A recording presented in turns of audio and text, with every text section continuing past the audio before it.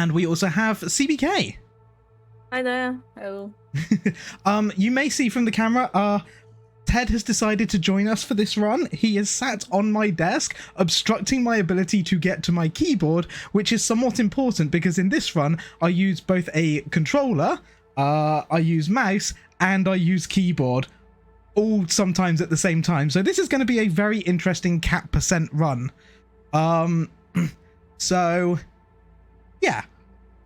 I don't really know what else to say about it. I don't know what's going to happen. It's going to be chaos. A couple of things to point out to you before we get started, though. Firstly, I am running a cat skin mod, which means that this run would be invalid for the leaderboards because we're not allowed to use mods, but it's fun to do it during the run. For those of you that know my cats, Ted here, I also have another one called Alfie, and because Alfie's not in the room, we thought we'd run as Alfie today. I've already mentioned some of the speed tech, controller, mouse, and keyboard. I am using an officially sanctioned macro as well that allows us to replicate free scrolling scroll wheels. That's where you can basically scroll the scroll wheel really, really fast, and it inputs thousands of times per second. We have an official macro that allows us to replicate that on keyboard and controller. I am using that for this run. So if it looks like I'm skipping dialogue super, super quick, like beyond human capability, that is why it is allowed for the run. Anyway, this is going to be a glitchless run. We are going to get this thing underway. We start off with a cutscene, so we will start in 3, 2, 1, go. That is very much asleep on my keyboard. Yeah, so this is Stray. The beginning part of it is the prologue. Yeah, when they were designing this game, they really knew what people wanted it to be. A game that basically was marketed around playing as a cat. Because we're going to start off with some very, very, very, very cute animations. Because we're going to see this little family of cats just playing together. It's really cute. Multiple audios, and I'm not. Oh no, that's my bad. Sorry. I fixed it. All good? Yeah, we're all good. We're all good. Yep. So we start off playing as this cat here. We're going to go around and talk to the cats in a very specific order. We're going to talk to the right one, the one at the front, and then the one on the left. Apparently we're talking to one at the front because it didn't register my input. Excellent. Great start. I'm blaming you, Ted, for this. We've already lost a second on this run just by talking to the cats out in the right order, unfortunately, but that's fine. A whole second. How will I survive? Oh, wait, if the other cats got a mod on them as well, or no, they're all the regular colours, right, aren't they? Yeah. Yeah. We're going to talk to... Oh, go on. There are a lot of mods on this game for the different cats, and we'll probably talk more about some of the other mods throughout this run, but this is a mod that makes the cat look like Alfie, which is one of Huds' cats. Yes, I stand on the cardboard here, spam my action button, and that causes Alfie here to lie down. All the cats are now sound asleep as we go to another lovely cutscene. So the one thing you're going to notice with this run is that there's quite a lot of cutscenes in this. So it is a fairly chill run. So after all the speed of Argic and Spark the Electric Jester, we're going to nicely ease you out of day one of the marathon here. A nice relaxing cat. Yeah, the game is so gorgeous as well. I just love it. It's like the environments, the cat. It's so lovely. When I first played this, I was just like so happy. Straight away. It's honestly, it's a beautiful game. The sound design is gorgeous, like the actual game design as well. The story is so gripping. Like there's so much to explore in this world, and you'll see as we go through, we skip a huge amount of what there is in this world to get through this run as fast as possible. To basically get through this whole game in about an hour and 20 minutes. So yeah, it's just incredible. I love it. Yeah, so we see a like kind of abandoned, almost post-apocalyptic looking kind of sewer area here, all dried up. And the first chapter is called Inside the Wall. Now notice the on-screen like text there. That's actually a language that is in this game, and each of the title cards for each of the chapters spells out something different. The title card for this one spells out the word blue in the weird like language of the game. And in this There's first level, most of the levels in this game, in fact, are fairly linear. It's just about getting from point A to point B and making your movements as efficient and fast as possible. And this first level is no exception. So we're going to be running along and taking in all the environment. It's pretty much a tutorial level in that we're gonna, get some prompts that teach us how to meow, how to jump, how to do chain jumps, and we're just trying to get to the trigger point for the next cutscene as pretty much as fast as possible. One thing I love is that there is a dedicated meow button.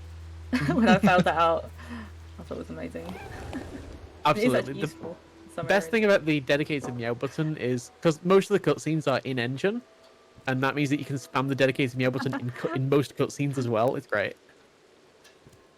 Taking some jumps there, skipping the corners and going underneath the railings there, that saves a couple of seconds just to really maximize the efficiency of where you're jumping from and to. There's a lot of that in this run.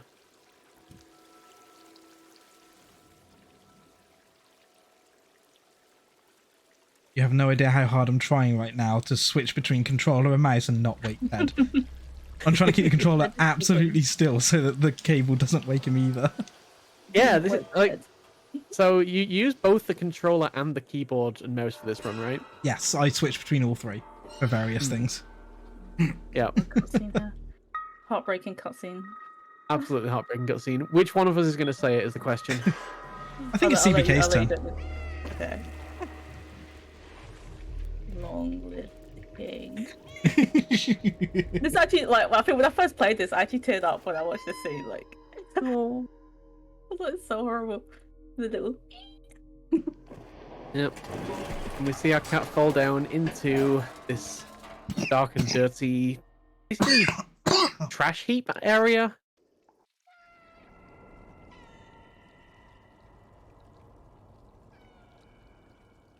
By the way, I'll do my best to mute myself if I start coughing. I apologize to everyone in chat. I am a little bit ill at the moment. I've got a bit of a tickly throat, so I'm doing my best, but yeah, apologies. Alright. Oh, he's limping and he's gonna make it. Oh.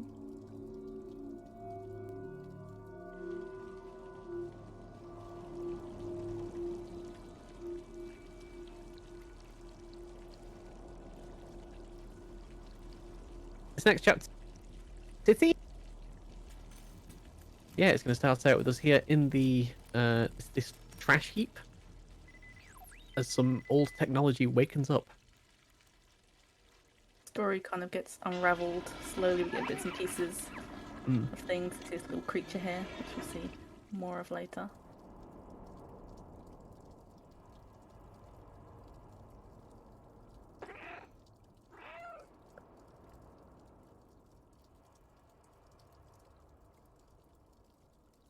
It's all right. This is a very resilient cat. So even after a nice long fall and barely being able to walk, a quick lick and there we go. We're back to walking fine.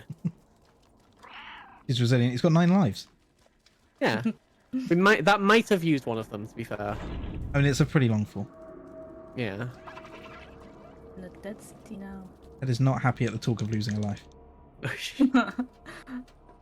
It's stared down right now. So as we start to work our way through the dead city, you can see the signs being illuminated. This game has this really incredible design where it doesn't explicitly tell you things. It very subconsciously guides you through, very subtly guides you through the city. I love the kind of the design of the UI as well. There's nothing cluttering the screen. It's very simple. The controls are simple to work out. It's just all about the story and the tools. It's really nice. Absolutely, the way it just uses the environment to just direct you where to go, with signs that have arrows on as if they're pointing to a shop, but it's actually telling you where to go. There was a sign there that was just purely for the purpose of just environmental storytelling. It was just the words "help" were lit up. It's a really cool introduction to this kind of world, this kind of dystopian industrial kind of as a post-apocalyptic looking city. I love that you can very densely interact with packed. things. like knocking the buckets off. Oh yeah, I mean, even though the city is clearly not alive at the moment, it feels alive. Like, it's very immersive. The way you can knock into things, you know, the way the environment reacts. These are legally distinct head crabs. Yeah, so this is our first encounter with the Zerk. And I could really do with reaching my keyboard now, mate. Like, I need to press this button here. No, I'm really glad. Really glad I've tied this to my controller. So I've got the macro linked onto my controller as well. I really don't like using it on the controller because it's a bit of an awkward hand placement to do it, especially when I need to use the mouse as well for this chase scene. But yeah, Mindez, explain what's going on here with the meowing. Yes, so this is our first chase segment. So you'll notice that the Zerk are attacking us as we're kind of running through. Occasionally, one of the Zerk will land on the cats. There's kind of a lot of RNG in that. They are kind of avoidable, but not in like consistently. But we do have one weapon at our disposal, and that is meowing. So if we meow at the Zerk, it like causes them to back off. So even if they latch onto the cat, if you meow, they go away. Now, what this means is if you just meow fast enough, then the Zerk aren't really a problem. As soon as they touch you, they go off. So we used to use mouse wheels to just spam as many meow inputs as possible, but that gave a massive advantage to free scrolling mouse wheels. So the community's made a macro, and it's an official macro allowed in speedruns, that spams the meow button as fast as possible. And so Huds is making use of that to basically just constantly just spam the meow button, and so the Zerk really aren't much of a problem. So you didn't see him like slow down at all there, even when the Zerk were getting him.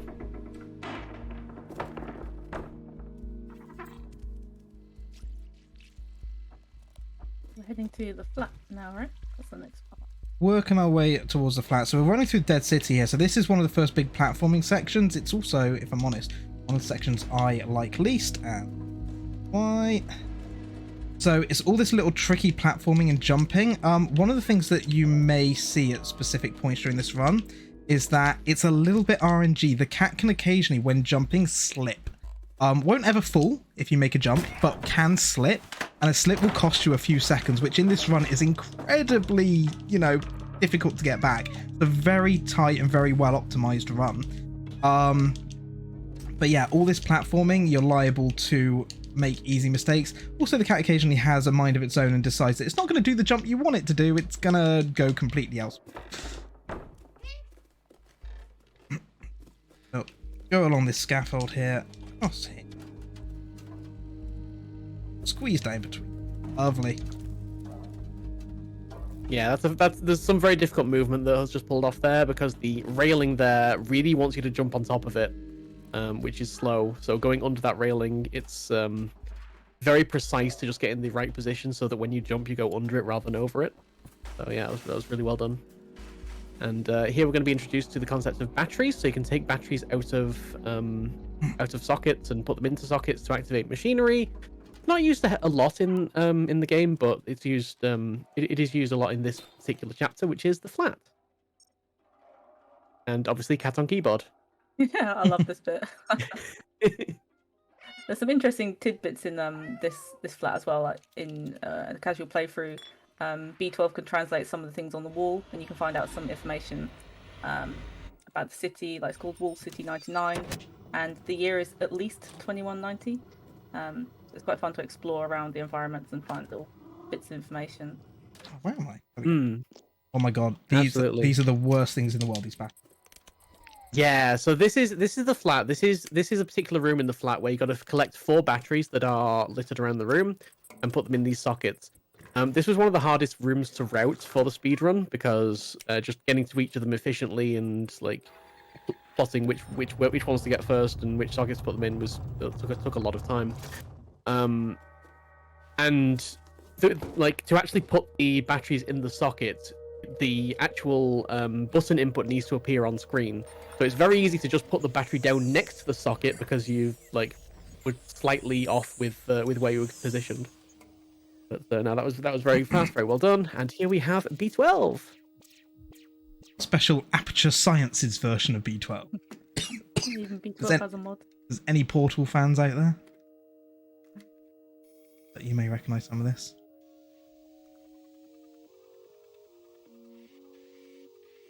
This is where I now need to reach over you, Ted. Sorry, but if you're going to choose to like that. So again, I do have the macros on the bumper buttons on my controller, but it's a little finicky. It's definitely much better to use the keyboard, more reactive. Yeah. But you chose to lie there, mate. I do love that we've got CatCam just Oh, seeing God. how Ted is just sabotaging this run, and now it's Okay, we're back to controller. Legit sabotaging the run. Ted does not want this run to happen. I'm Okay, sorry. so we're skipping through the dialogue here. We're getting our backpack now. Yeah, we put the backpack on the cat, and he just like doesn't want to entertain it. Loop. I love this how they've got it such like a real cat. Hmm. Yeah, it's amazing. If you ever tried to put a harness on a cat and they just go real low and just like over dramatic, that's exactly what happens here. It's so cute. What's my code? Ted, you sat on my code. What's the code? 3748. I've run this game Normally... for 36 hours and I cannot remember the code, and my poster's fallen under Ted. Continuing to sabotage the run. All right, here we need to validate the run by spinning. Being very important. That is absolutely no time save whatsoever, but it's incredibly important to do. I literally just went and looked for the code. I looked in the corner, I was like, oh no, my post-it's fallen. I looked down, it's like, it's under his butt. That's an the ground. That's an interesting slip. Ground, sure. I have never had the cat slip on pure ground. Blaming you for this, Dad. So we come here to a mural of what looks like a nice beach. And yeah, we get a postcard of the mural.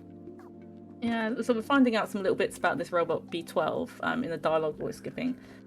We're told it's the consciousness of B12 was monitoring the city and spotted the cat, and they were trapped in the electronic network. So that's kind of how the cat's been signaled to go there.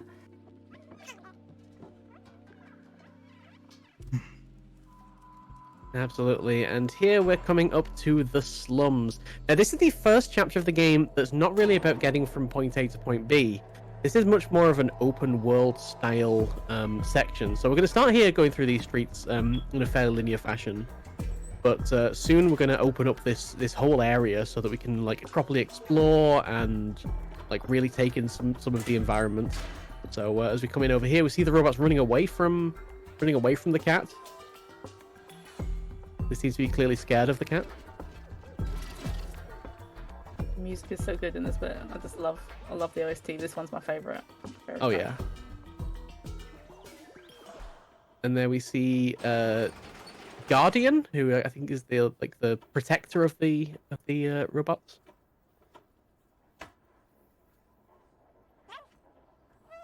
Don't give me evil eyes, Ted. You cost me 10 seconds. Worth it.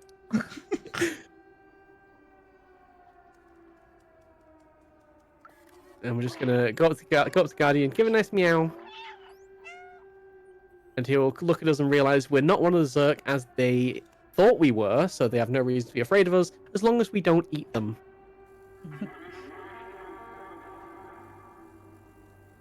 So he's gonna signal the robots that it is in fact safe to come out.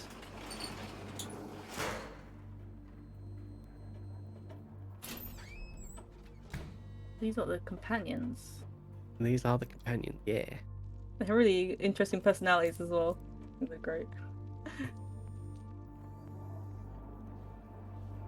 Yeah, so because of the open world style of this like chapter, you can run around and actually talk to all the companions, and yeah, they do properly have like personalities and lore, and it's just a really cool like storytelling section.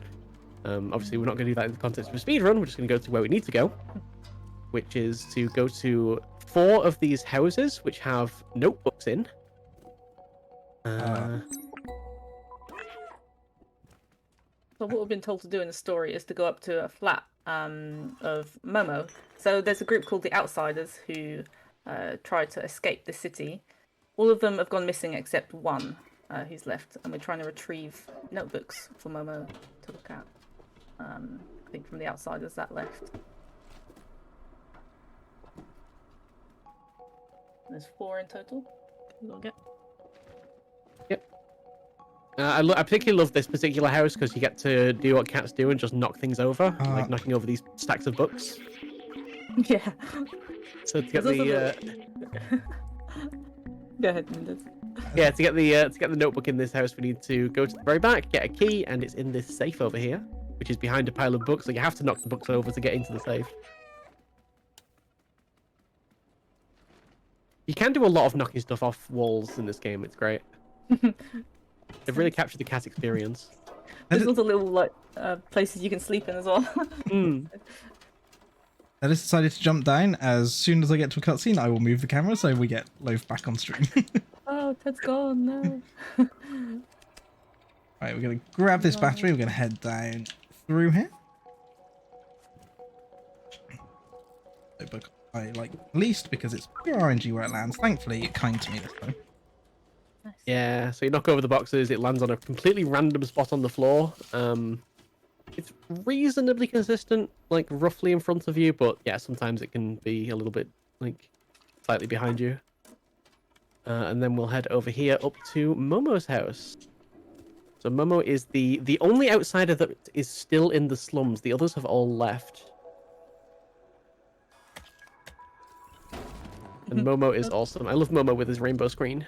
Yeah, Mama's the best. Always sad. He misses his friends.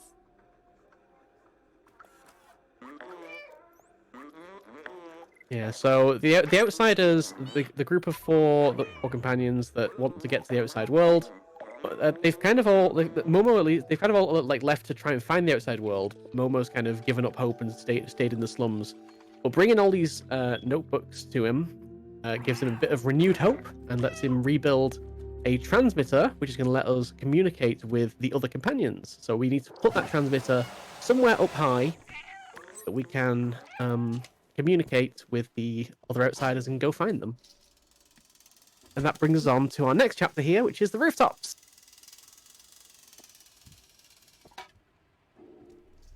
We're going to be climbing higher and higher here to get to the tower. It's more precarious. Yeah, we're also going to find a lot of Zerk here. And there's some mechanics where we need to, or where we're supposed to, like roll, or trap them in a certain area using like gates that shut, or like roll a barrel on them to crush them. For the most part, we can just kind of ignore them. Yeah, there are a few areas where it can be a little bit RNG. So again, using these barrels to just place them so that we can climb up. You see as well, this really cool mechanic is with momentum, where you jump onto a platform, the platform actually swings around because the cat's momentum jumping onto it, which is just a really cool like physical element that gets used quite a bit in this game. So here, these Zerk here are we're supposed to trap in the little thing off to the side, but you can just kind of ignore them and just run them over, and it doesn't really matter too much. Where's my jump up? I think not quite close enough. Wait, what? I was It definitely looks close like it enough. should be close enough. Ah. Alfie, make the jump. There we go. There we go. Alfie. Unbelievable. The jumps can be so finicky in this game. Yeah, because you have to wait for the prompt on the ledge for the cat to actually jump up. You know, you have to be close enough. It's not like you can just jump anywhere in the game. The cat will only jump when there's a prompt. And yeah, sometimes it can, for example, just jump in the completely wrong direction because it decides, no, you clearly mean you want to go over here and not up there. That's a little bit finicky, but we'll make it through.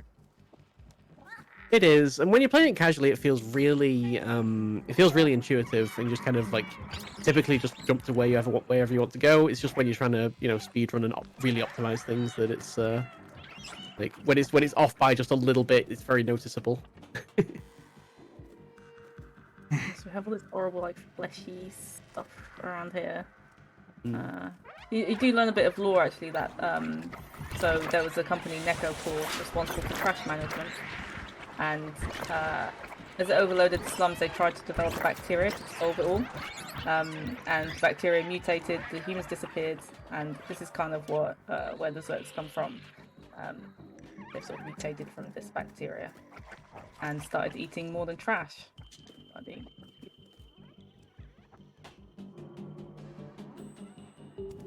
Yeah, so this part here is really cool. This part's supposed to be a survival part, so you activate the switch and the elevator comes down, and we've got to wait for the elevator before we can jump on it. So they send a bunch of Zerk after you. What we can do instead is just kind of sit here and just meow. And the Zerk can't really hit the cat. Well, sometimes they can, and they accidentally hit the cat, and you just see the cat jiggle. Yeah, I love the animation of when they hit the cat, it just like wobbles. Right? Yeah, it's just a wobble. Wobble, wobble, wobble. Wobble. By far, like, it's just such an oversight that like they've left that that little platform that Zerk just can't get to you on.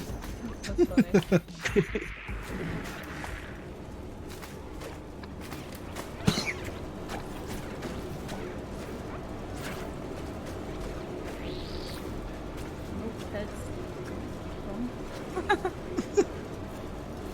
funny. Ted is not playing ball this run. Oh, he's here. Oh, I have no idea what Ted's doing. we're near the top of the tower now. Yep. So jumping over out of the elevator, and here we can place the transceiver, and we get another cutscene. Oh.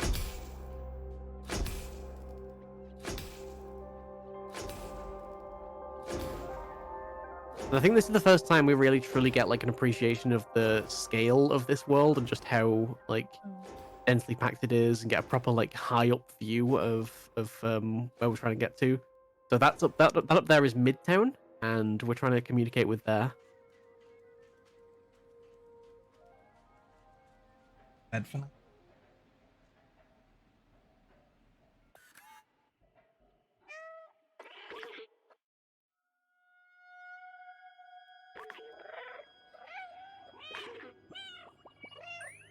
We also learn quite a bit of lore from B12 here about the city and how it's called Wall City 99.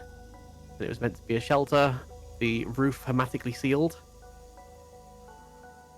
Who's decided to come sabotage my run again? It's getting scritches. This is the hardest speedrun I've ever done. I'm multitasking on so many levels here. So Ted, you'll have to wait now. Got speedrun things to do. So we're back in Momo's apartment now. Yeah.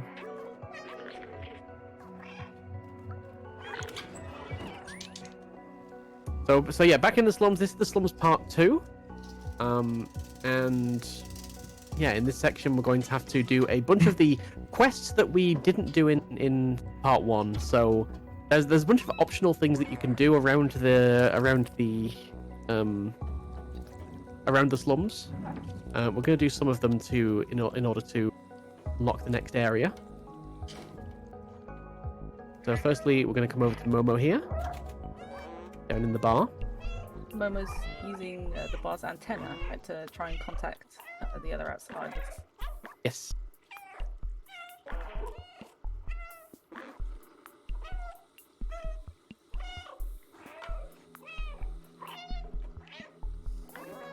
Oh, we now bumped into Seamus.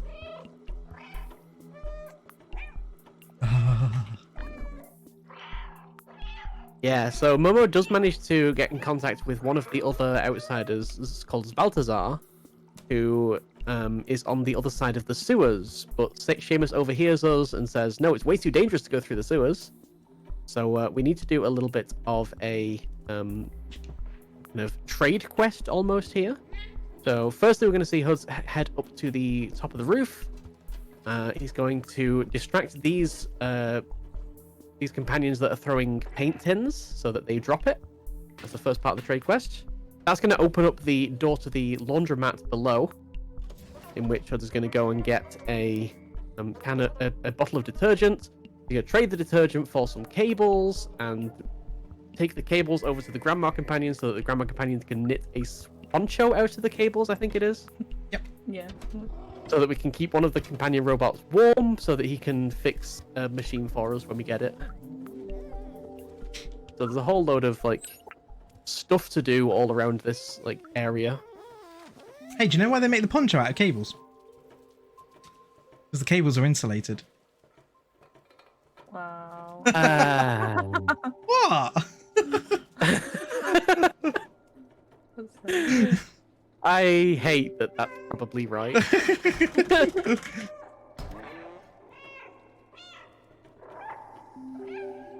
So this over here is Seamus's house. Mum was going to knock on the door. We're not going to get a response, so we need to find another way in.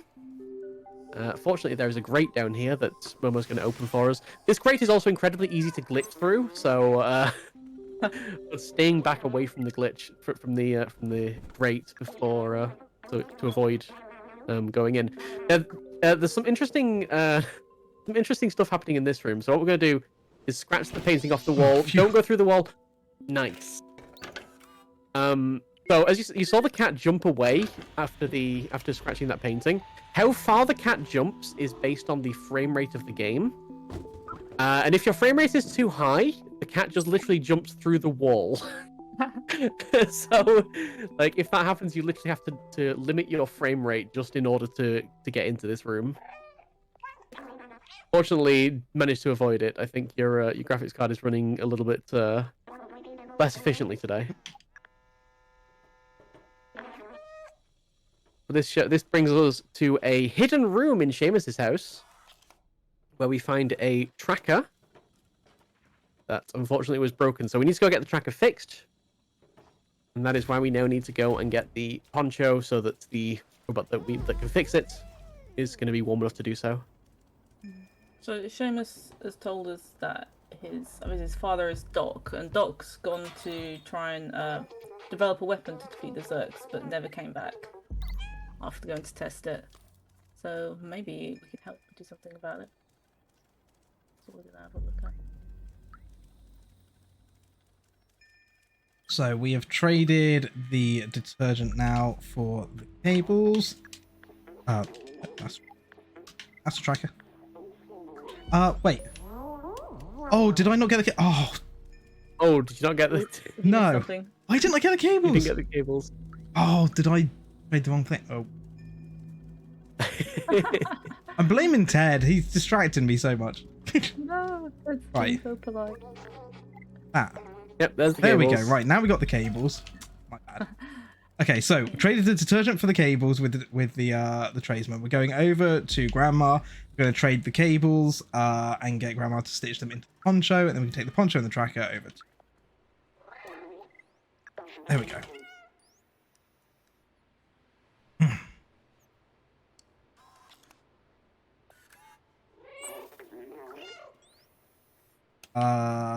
Cat? You got Ian. Yeah. There we go. Yeah, we also learned a lot about like Doc was doing a lot of research. Doc's one of the outsiders, and Doc was doing a lot of research into the Zerk, and so that's obviously been very useful in building whatever weapon he's managed to build. And there's a lot of information on the whiteboard about the Zerks and how they eat all kinds of materials, and they can see in the dark and react to intense light. So that's all going to play a part in what the weapon's going to be. So now that we've got the working tracker, we come back to Seamus, and Seamus is going to lead us on to the next area.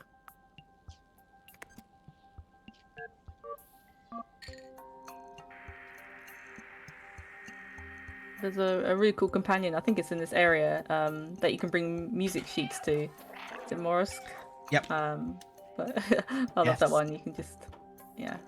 It's so good because he then like plays the music and you can just sleep next to him. Yeah, so cute. it's so sweet. Yeah. We're going to follow Seamus for a little bit now. So, Matt, if you've got any messages, now's a great time to read them. We've got about probably half a minute or so. We have indeed had a donation from Gopher. £20 donating for a great cause and because you guys all rock. Aww. Thank you, Gopher, for that donation. Thank If you would like to donate, then all you need to do is !donate in the chat. It's for a great cause indeed. Great Ormond Street Hospital. helping critically ill children to get better, or at least to help manage their situations. If you'd like to be a part of that, please do donate. Thank you, Gopher. I nearly forgot to verify the run by getting the bag. Got to get the bag. Yeah, I love that. And he has a bag on his head. The controls go all wonky. Yeah. Great. So just like the bucket, it's very important to validate the run with useless things. I mean, sorry, I don't mean useless. I mean Very important thing. very important. Yeah. Ted is lying and relaxing. You just lounge in now. Okay, so we're gonna go try and find his father, Doc. A very dangerous area.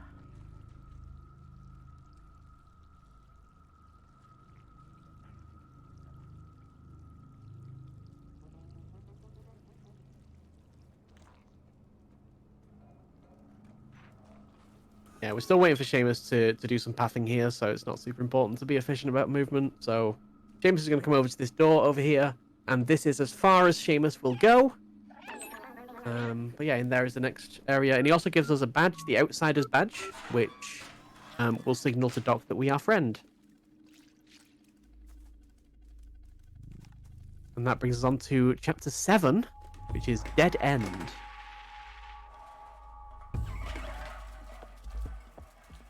So this chapter consists of a few different parts. The first part's going to be a chase segment. You've got these Zerk, which is going to mostly just meow, throw them off, and just again path efficiently from the beginning to the end.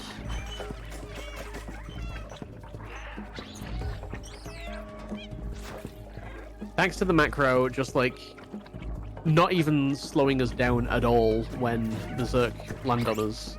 We can just pretty much just run straight through packs of Zerk without any issues. Yeah, normally they jump on you and the screen kind of gets red and yeah. Slows you down to like a crawl as well until you get them all off. Yeah, even when using like a mouse wheel, like you still like slow down significantly just for a moment, and that's still enough to make it worth going a different way, but it just saves time just running straight through them. A bit of an automatic section here with a cart. A little bit more environmental storytelling. No, resilient. Was that the second life used? It is. We're 2 down now. Oh no. Oh no. And we hobbling. We hobbling. Fine. We get out the magic sponge, but since we don't have a sponge, we get out the magic tongue. Nam, nam, nam. So a little clean. There you go. All better. Oh, look at Ted's little paws.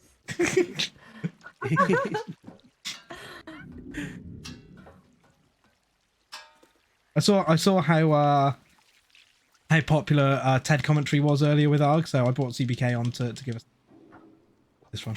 That was great.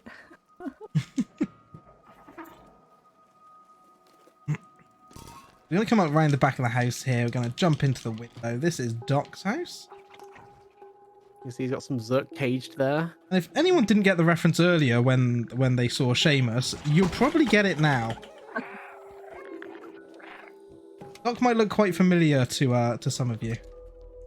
Any movie fans out there? So we're told in the dialogue that Doc's been here ages and he's came here to test his defluxer, but it didn't go as planned. So he needs a 1.21 gigawatts of power to, I believe, bring the defluxer back or make work again. You can use it. Yeah, unfortunately the generator is outside, so he's not been able to go outside and turn the generator on. So that's a job for us. Yeah. Of course, you trust a cat with these kind of things. Poor cat doing all these jobs. So he's kind of been surrounded by the Zerk, and that's why he's been unable to go back to the slums or unable to do anything, because he's just been, holed up inside the house. So by turning the generator on, he activates the defluxer.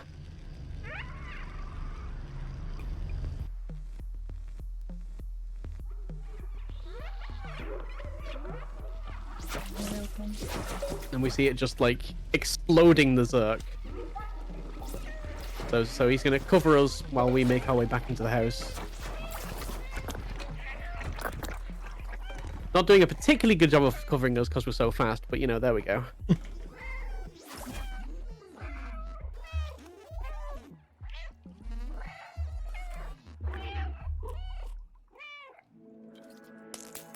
And yeah, Doc decides to build the defluxer into B12. And that's going to give us a weapon that we can use against the Zerg. And that is theoretically going to let us get through the sewers. And that's the entire reason that we came here. Other than to rescue Doc, of course. That has to be the world's fastest technical miniaturization ever. It's gone from something the size of like a giant flashlight. It's like, oh yeah, we'll just pop it inside this tiny drone. Yeah, they should really just have the giant flashlight just like soldered onto the top of B12.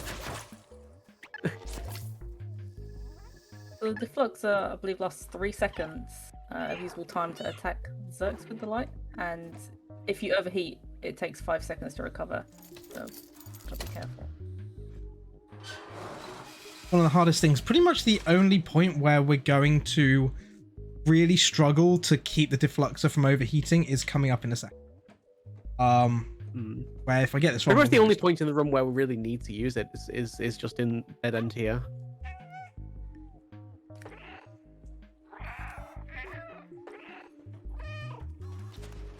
So we're gonna get this kind of pattern of gameplay quite a bit throughout this game, where you know the larger NPC that we're escorting can't get through a door, so we have to go and open the door from the other side.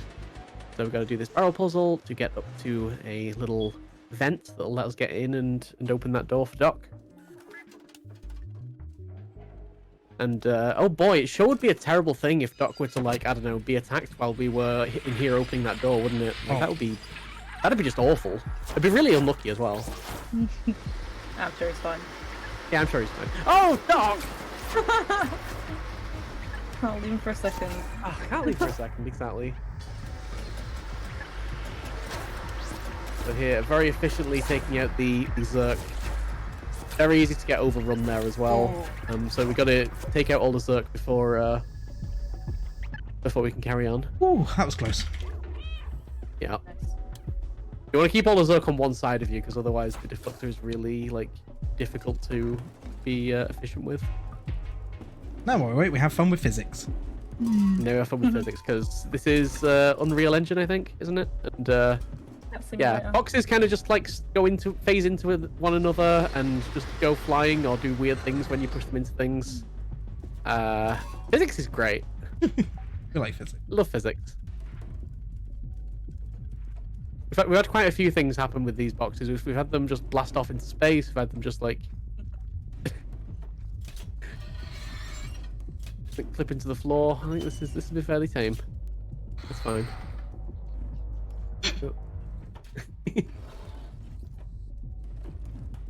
Ah, you're gonna bring the box with him. Yay! Liberate box. Oh, I love it. And with that, we are back in the slums, and Doc has returned. Rejoice! Reunited with the sun. Hallelujah.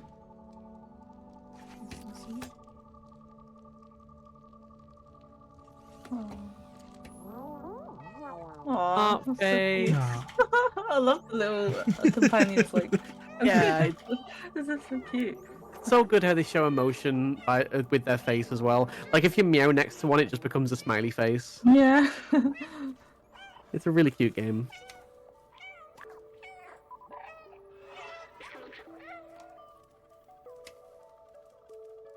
So yeah, with the power of the defluxer, the Guardian opens up the way down into the sewers, so we can go down there. And Momo is going to be waiting for us down here on a little boat to take us into the depths of the sewers to go and find the other outsiders. So now I've met 2 of them. We're going to be looking for Clementine and is it Balthazar? Yeah, Balthazar. Balthazar, which is a very fun word to say. Oh yes. So the sewers largely consist of sections of just sitting on the boat and waiting for the boat to get to places. So this might also be a very good time for donations if there are any in. There haven't been any more donations just yet, but do remember, if you do want to donate, all you need to do is ! donate in the chat. We are trying to raise money for the fantastic Great Ormond Street Hospital.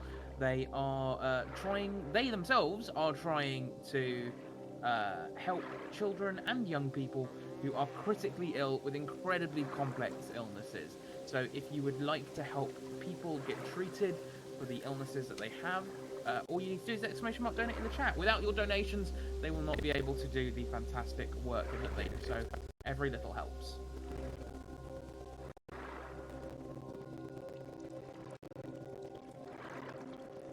Thank you very much for that.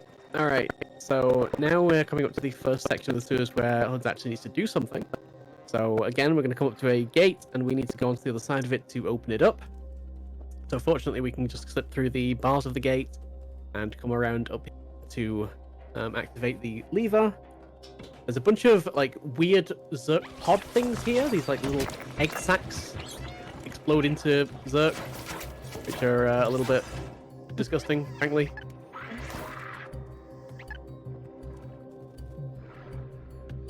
And now let's just get back on the boat, and I'll nod to the next area.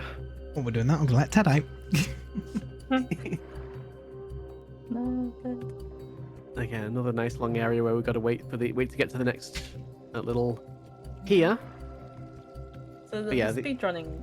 Sorry, go ahead, Nina. I'll go for it. I was gonna say the speedrunning board for this is was quite popular when this game released. Understandably, it's a cat game after all, and there's a glitch and glitchless board. I understand. Yes, so there is a glitched run for this that is significantly shorter than glitchless, because it skips a lot of the acts that we've already seen. But pretty much the first time you get to slums, you can come straight to the sewers. Like, you don't need to do rooftops, you don't need to do dead end. So it saves that one skip alone saves like 20 minutes because you just clip through out of bounds and just fall into the sewers. It is incredibly precise and incredibly difficult to pull off. Fairly consistent once you've learned it, but Favorite of all Sonic speedrunners, it's sub-pixel dependent. yeah.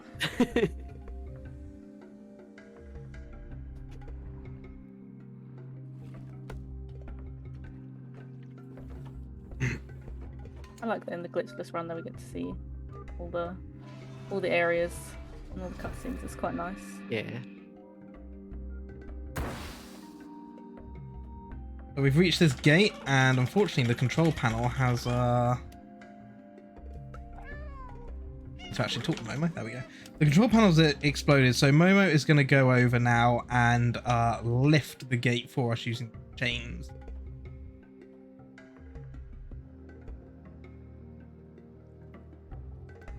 However, as he lifts them, tells us we're going to have to go on without him at this point. Into the sewers we venture, and oh my word, it is awful. Oh dear. Ugh. Yeah. It gets really creepy. If anyone thought this was a The cute cat sewers game, is- I'm very sorry. Yeah, the sewers is completely run by the... And this is probably a good time to mention one of the other mods of this game where you can play as Garfield. Oh god. Oh no. Where's Because my lasagna, I like to call Mendes? this I like to call this particular environmental feature the Forbidden Lasagna. Where's my lasagna? It's in the sewers! Great.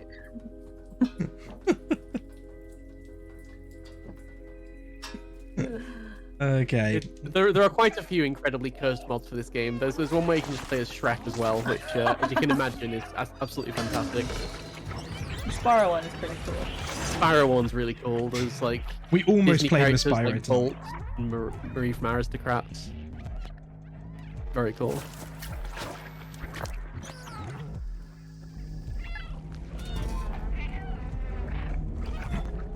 The modding community, like pretty much from day one, was immediately importing different cat models. Oh yeah, I bet people are like, I want to play with my cat, you know, their own Yeah. cat. Totally get it. So here, doing more running through the sewers, again spamming that macro so that the Zerk aren't causing any issues. Here we're going to come up to probably the biggest room in the sewers, because there are switches on either side of this door at the back, and we need to press both of them, but we can't very easily get from one side to the other. So you have to come over here, press the first switch, run all the way back to the entrance of the room. Meanwhile, a bunch of Zerk have spawned on the way because you've passed a bunch of egg sacs. Get around to the other side, and then hit the other switch to proceed. Very creepy eyes around these levels as well. Oh yeah. Like eyeballs. Oh yeah, this is the room where we get introduced to the giant eyeballs as well, just on the wall for literally no reason. That's never explained why. Oh. That's just random. Yeah, if you're not into eyeballs, you might want to look away for the next minute and a half. Yeah. Who's into eyeballs? This is the eyeball cutscene. You're right though. We get to this point. There's eyeballs everywhere, like giant eyeballs. It's never explained what they are anywhere in the game, and it's never seen again. I thought this was going to be some kind of like giant monster, like when I first saw it. I thought we just reached a boss, you know? Yeah, like a giant Zerk monster. Like That's just no, my ball. no, just have some eyeballs, because you know, why not? Always watching. Where's my lasagna? So the Zerk here are not happy because we got a little bit too close to their giant eyeball. That's canon now. That's the reason they're That not is happy. canon, yeah. They really don't like people getting close to their giant eyeball. Yeah, they're very protective of it. Yeah, B12. We saw B12 there using the defluxer to try and hit the Zerk away. B12 not very good at regulating the defluxer, so overheats, and we now need to carry him in our mouth over to the exit after another Zerk chase here. So again, just passing efficiently through these Zerk clusters, and not even particularly worrying about it because of the macro.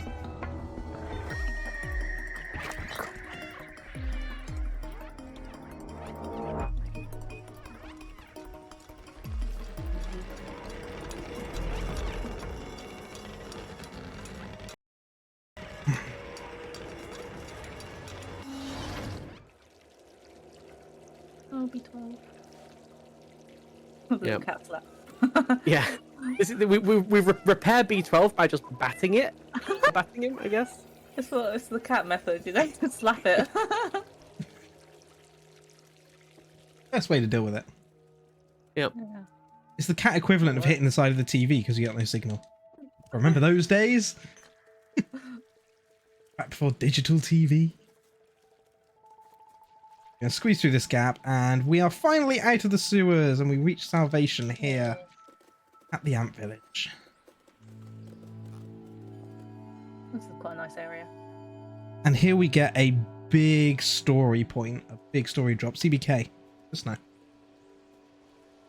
So the cutscene tells us that B12 sees this machine, and he recollects that the scientist B12 once assisted. Sorry.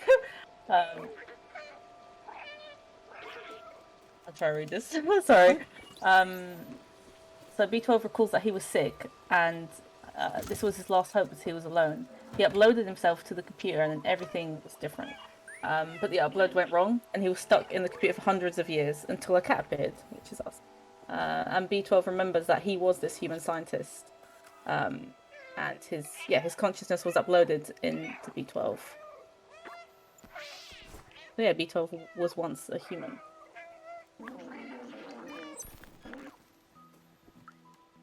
So that was Balthazar that we just met. And he tells us that Clementine's in Midtown. She basically had a plan to leave the city and has handed us a picture with Clementine's address on it. We're going to continue climbing up through the Ant Village here. Head towards the exit. Just a little bit in front of us. The Ant Village done.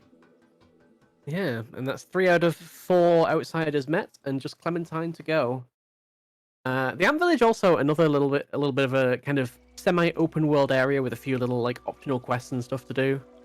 But again, for efficiency, we're just going to climb straight to the top and move on to probably the biggest chapter of the game, which is Midtown. So this one's also been recently rerouted. There's a section in the middle. We'll talk you through it when we get there. Or I won't, Mendez will, because I'm going to be concentrating. But the timing on it is incredibly tight as a result, but saves around about 10. But meanwhile, we're here at the subway. B12's telling us that he used to take the subway every morning. Was doing this for his family, wanted to see the outside. And he suggests that we show the picture of Clementine to companions in Midtown. Find out where she is. But we don't need to do that because we know where she is. Yep. And Midtown is a stark difference from the slums. It's another open world area, but we're going to see like a full-on community, like a basically thriving community that's got like shops and like all kinds of like nightclubs and apartment buildings and like a police force. And it's a striking difference from the kind of like impoverished slums that we were before. So I'm gonna come straight back here to the apartment buildings and go straight to Clementine.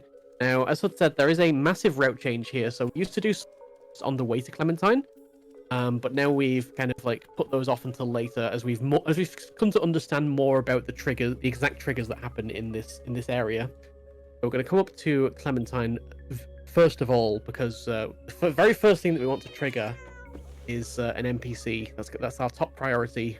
We need an NPC to wake up, which we'll do straight after talking to Clementine here. Meanwhile, as we're doing Clementine's house, we're going to open this drawer up here. That's for later. And we're going to see that Clementine is one of the outsiders, pretty much like Midtown's most wanted. So very much being sought after by the police at the moment. On the way down from Clementine's flat, usually at that point we would do the security cameras, but instead we're going to come over here and wake up this NPC over here. So this is the major route change because we found out that most of the actual like stuff that we need to do is gated by how fast this NPC walks.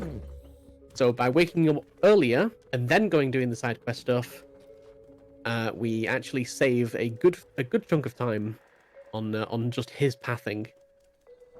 So we're going to come over here and we're going to destroy some security cameras because these youths that have been set up to spy on these youths down here. That will reward us with a cassette tape. And the next part of Midtown requires us to collect a couple of items. So we need a hard hat and a high-vis jacket. And okay, we should be good on time. Oh, so there's the NPC. There's the NPC that's just pathing now, and he's just in the right place, I think. Need to wait for him to go over and start to go. Yep. So some obnoxiously loud music coming up. There we go. Grab the jacket. Yeah, That genuinely is the loudest that this music gets. Oh, and, that was so tight on time. Oh, that was close. Just make it in the box with like a second to spare. Yeah, so as the new reroute makes that very, very tight as far as like getting into that box before he picks up the box and walks into the building. Otherwise, you have to wait for him to pick up the box, walk into the building, come out again, pick up another box. So that's a major time loss if you don't get that first cycle there. And the reroute has made that cycle incredibly tight to get. So now we have the high-vis jacket and the hard hat. Can sorry. This is Blazer. This is Clementine's informant.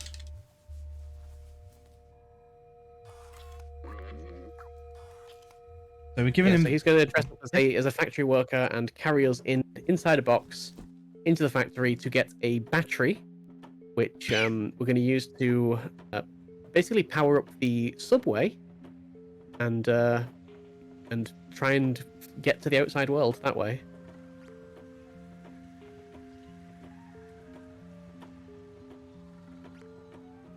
You see here, just a box, just a standard box. Yep.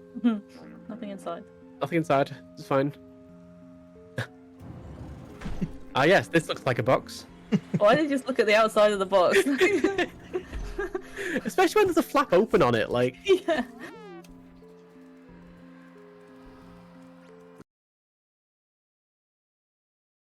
So the factory is a kind of stealth section, but I mean, this is a speedrun. We don't care about stealth, right? So pretty much just going to aggravate these drone robots. Ah, Should be able to make it. Oh. that can happen. Sometimes can just get hit off before before getting into that door there. Usually can just run past those drones, but unfortunately, yeah, there is a very small chance. I think it's about 1% of. You would. You would. Okay, there we go. All right, getting past them and going through this next area. That drone looks away just in time. What we're going to try and do here is activate the switch and then get back on that momentum thing before it goes back. Perfect. That saves a lot of time with running all the way around. These drones don't matter. We can just run straight past them because by the time they even realize that they've seen the cat, we're already out of there. Pretty much same with these drones as well. Just going to run straight through them. Oh, that one didn't even go red. And then we're going to get in this barrel and just go through these lasers here, because, you know, if you're in a barrel, the lasers won't trip, right? I don't know how that works. Laser barrel.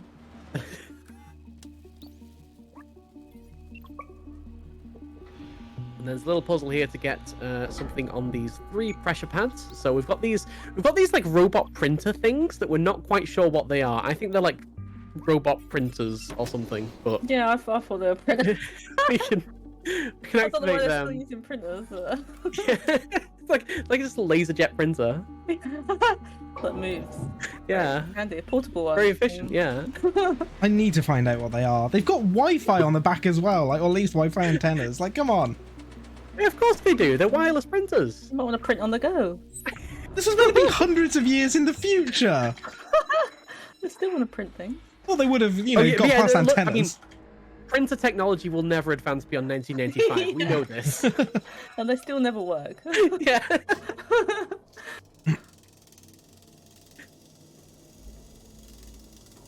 So with the battery, we can now go back to Midtown, and we're going to take the battery over to Clementine, who has a plan to use the subway. Unfortunately, things have changed since we've been in the factory.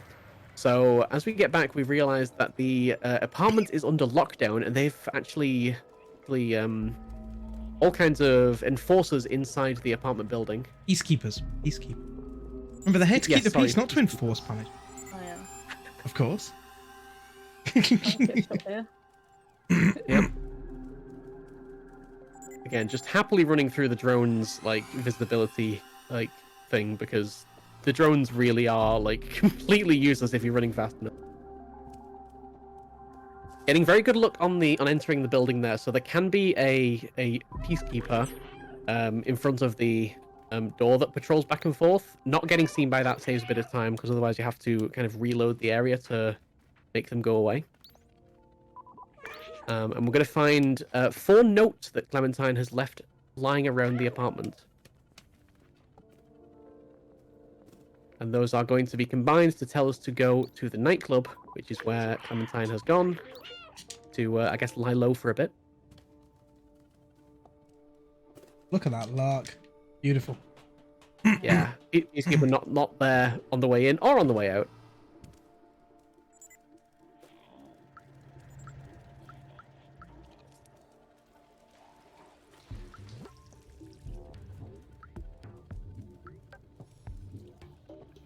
And what I've read about the development of this game is that kind of these streets and areas are inspired a lot by Hong Kong. It's actually a particular area in Hong Kong. Interesting. These like small streets and the building structures.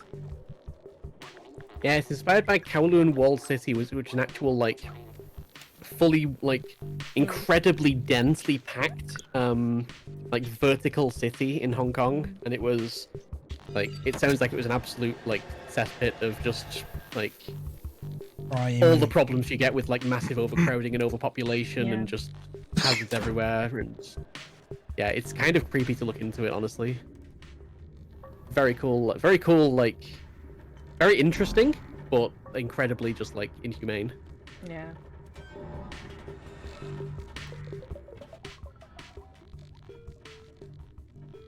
See Blazer upstairs and wandering off to a back room. We're gonna go and follow him. I know what he's up. Yeah, I'm sure he's just, you know, helping Clementine, right? What? Clementine has been kidnapped? Traitor. Laser, help us! Little sweat mark. Yeah, Blazer turns out to be a traitor. And has, Monologues to a Clementine. cat. I just want to point this out. Monologues about his evil plans to a cat. Maybe he doesn't know what a cat is. I mean, he's got to do the monologue. Yeah, you got to do it All somewhere. evil villains got to do the monologue. Okay, so a little bit of speed tech there. Restarting from checkpoint the moment jail loads, which is our next level. The reason for that is we are currently stuck in a cage, and by reloading it, it allows me to actually get this thing swinging before the the black fades up.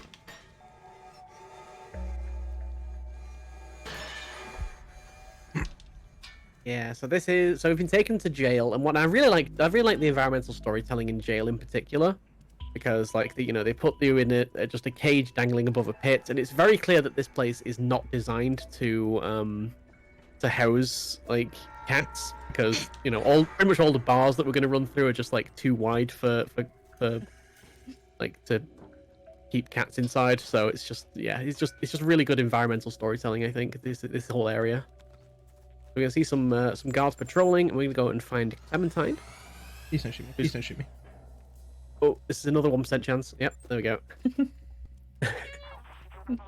Oh dear. So here's Clementine's cell.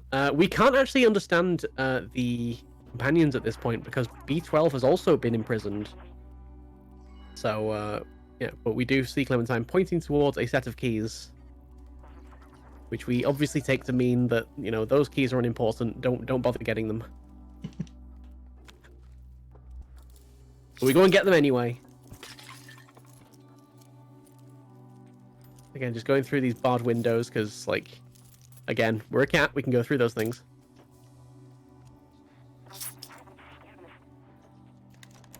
Clementine there using the power of the Force. Bring the keys to a hand. Yep. Released from jail.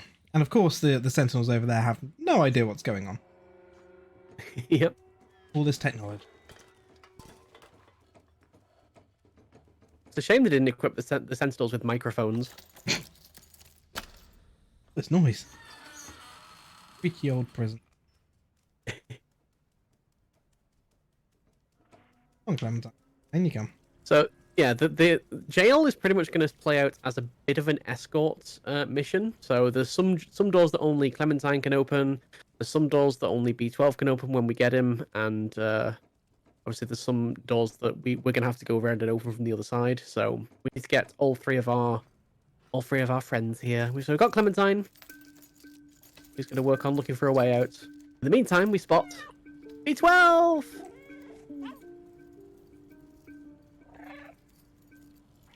He's trapped.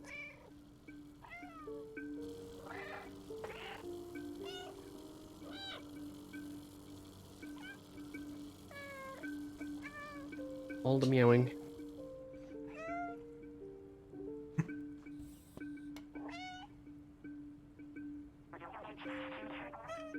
So B12 is also imprisoned, and this is going to bring us to probably what is the actual stealthiest part of this run, because we do actually there is actually something that we actually need to avoid getting seen by. And yet still going to try and do this fast. This is probably, I know we've already died once in this, like we got a bit unlucky in the factory. This is probably the biggest run killer when it comes to speed run. In really hard strat coming up that I'm going to be attempting here. We shall see. Absolutely. There's quite a few interesting strategies in this particular section that I'll talk about. So, yeah, as I say, this is meant to be a stealth section. You're meant to kind of avoid the sentinels as they're looking around. We're going to take it high to go over those lasers, which do actually knock you back. So we're going to be going over this one. So as long as that laser's moving towards you, you can go straight over it, which is great. This sentinel's best to not get seen by. And then we're going to make a trip over there. Again, that getting really good RNG with where these lasers are positioned. So this cutscene here, you don't actually lose control of the cat during that cutscene. So you can see Huds is still running towards B12 even during the cutscene, which is just funny. That's amazing. Like, I didn't know that. They just didn't remove control of the cat. The Sentinels don't react to you during it, which is brilliant. Yep. So we can just skip that entire stealth section, get B12, and run straight out. Again, looks very, very, very smooth, that part, but there is a lot of tech that goes into that. Just tricky, especially with the camera changes, like your directions in terms of which way you need to push the cat changes with it, which makes it a little bit tricky. So yeah, that's the fast B12 strat. Now we're going to be going for fast Clem here. Knocked over these bricks. Clem's going to pick one of these up and go, ooh, bricks. I think we can use this. But first, let's smash some windows. Yep, Clem just being a vandal. Sees a brick and just like, you know what, I could smash this window. Yeah! Okay. Going to be attempting a strategy to get up through that window. Yeah. Oh, so as Clem goes down... Oh, not managing it. That's okay. Saves a couple of seconds. Yeah, it saves a couple of seconds. You can jump onto and off of Clem as she's going down, rather than having to wait for her to stand up again. But it is pretty tight to get, so it's not consistent by any means. And now we have the jail yard sections. So in each of these yard sections, we need to lure some sentinels over to these side rooms and then lock the door as they come in. This first one's not too bad, so you can just lure the sentinel in. Second one is a bit of a run killer because it's pretty RNG as to where the sentinels start. So what Huds is going to try and do is lure both of the sentinels, run into the side room, close the door. So it shuts just as the sentinels are coming in, and then probably use the pillars to avoid getting shot before running out. So we'll see how well that plays out. But there is quite a bit of improvisation in this, just because of it's a little bit random as to where those sentinels start out exactly. Okay. Oh, one of them didn't quite see. Right, yep, going in, shutting the door, using the pillars, running back out, and that is perfect. Really worried because the other one started shooting me. I was really worried it wouldn't follow me in, which can occasionally happen. Then you end up with one inside, one outside, and then it's figure it out from there, really. Yeah. Just got really unlucky with that first sentinel not seeing him for some reason, even though we were definitely within that range, but sure. Just doing straight things. He's just too fast for.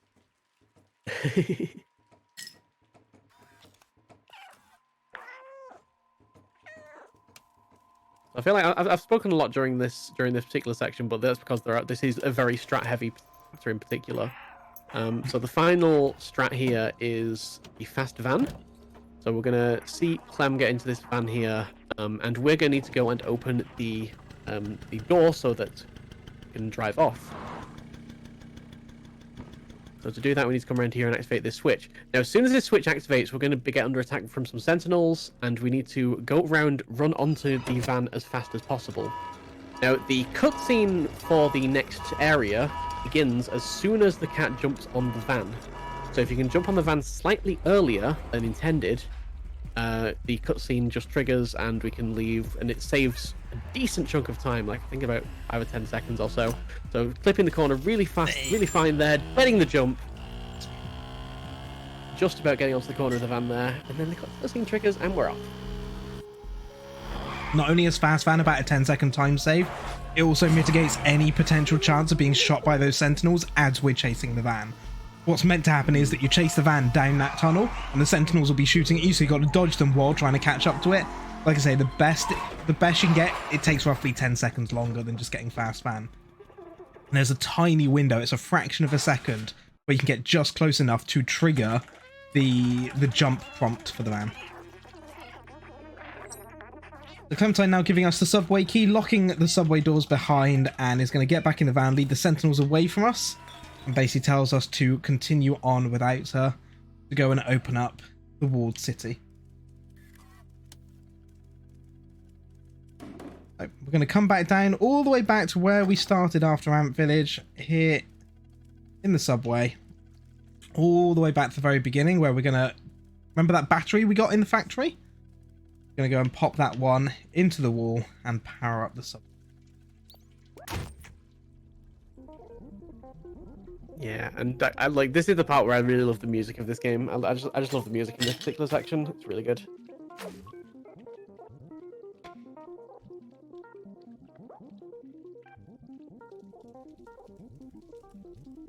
See this giant power cable transferring all that power, definitely safe, towards the sub. Come in, we're going to use that subway key that Clem gave us. Pop it in the controls. We go. Drive a train. Yep, fortunately, our cat has the skills to drive a train. I imagine B12 may be helping a little bit, but, you know, I think it's mostly the cat. Amazed that it still works after all this time. Yeah. Yeah. London Underground could learn a thing or two.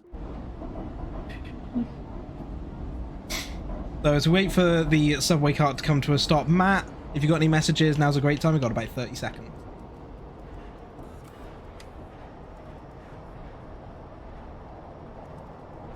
No donations, unfortunately, but remember, in these final minutes of the run, do be reminded that you can donate with !donate. I will read out any messages at the end of the run, so please do donate to Great Ormond Street Hospital if you can.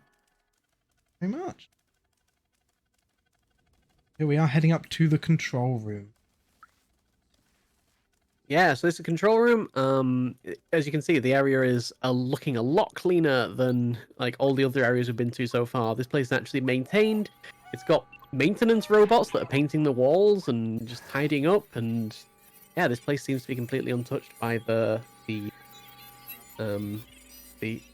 horrors that we've experienced in the city below. So we're gonna open this door very quickly by activating the panel on the right, then the panel on the left, lowering the printer over as we do so. And yeah, this is the scene of the final scene in the game, the control room. In the dialogue, B12 is telling us how he remembers hating the people in the control room. They had everything, they had power, freedom, but little good it did them in the end.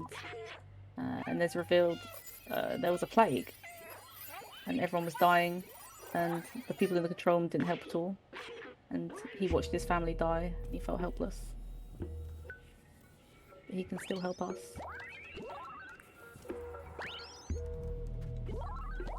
Yeah, so to do that, we're going to turn all these computers on, and we're going to have to hack into 3 of the terminals.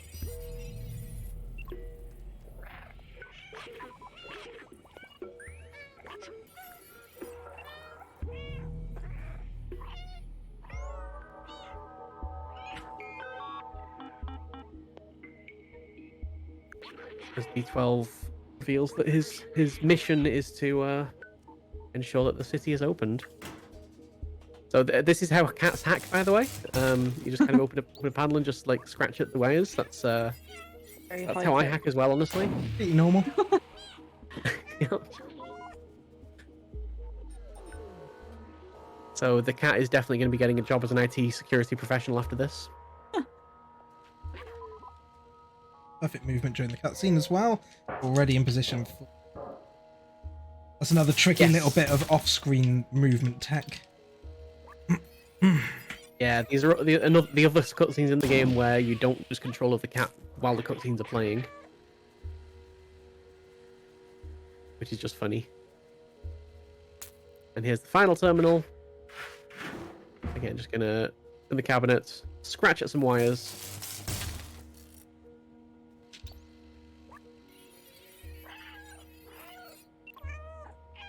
As we prepare for the final cutscene.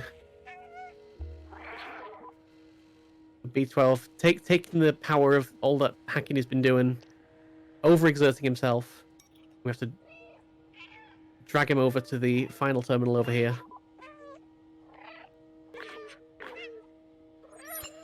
So it's at this point, B12 tells us that he knew the power required would be more than his little drone body could handle, and that unlocking this system is going to destroy his memory. And he tells us that the future of the world is in the companions, and us the cat. Finally shut off the system, falls to the floor. No. B12, no. I cry every time. Let me just curl up with B12, which is so cute. Oh. That's...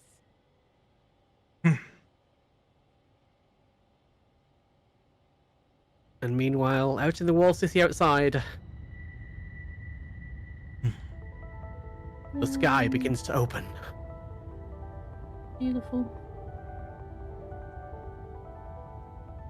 One of the things I really like about this game, particularly with the Zerk, obviously the Defluxor was basically just a UV light, which indicates just how like little light they got in this wall city.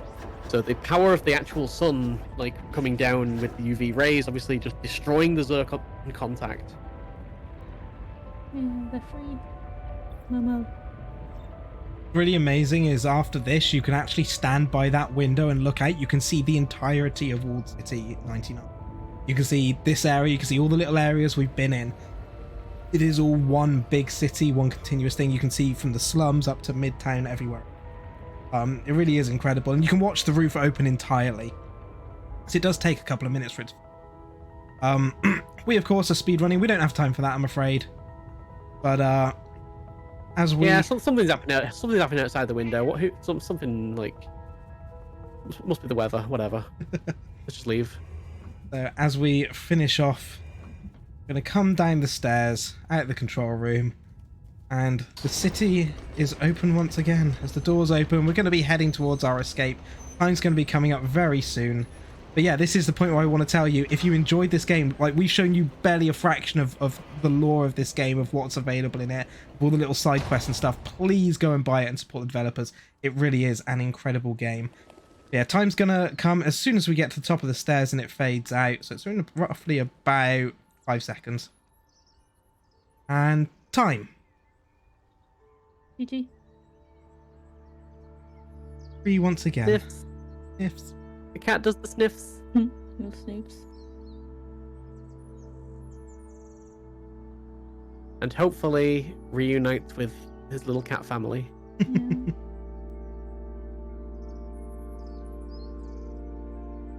Nice little ending cut.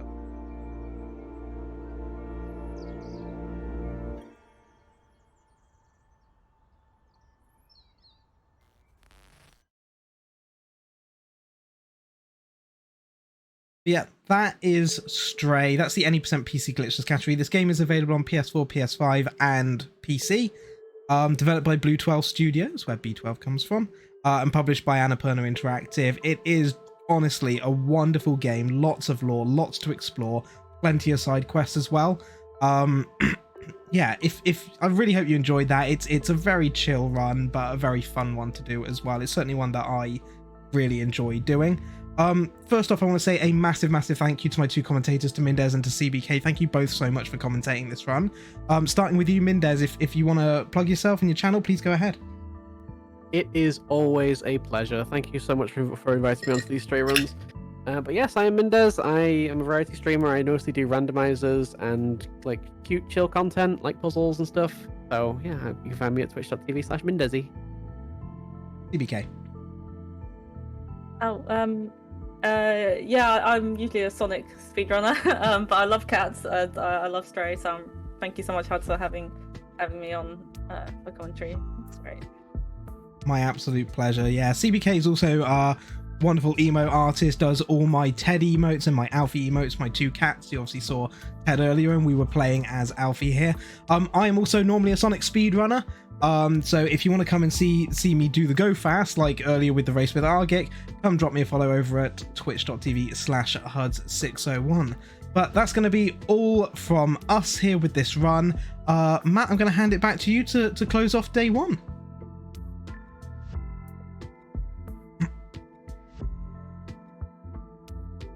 I think there is no better way to close off day 1 than one of the donations that we received in the final minutes of the speedrun. Ben in Sweden says, cat. And yes, cat. That was the cat speedrun. Perfect, Ben. Thank you so much to everyone that's still watching, and thank you to everyone that has watched throughout the day and donated. It's been an absolutely incredible first day, but that's the end. That's it, I'm afraid. You should go away, go to bed, sleep, and then come back at exactly noon British time, GMT, tomorrow, because we'll be starting up again with even more speedruns through the day. So hopefully see you all then. But that's also it from me. I'll leave you with the intermission screen for a few minutes, but really, go to bed.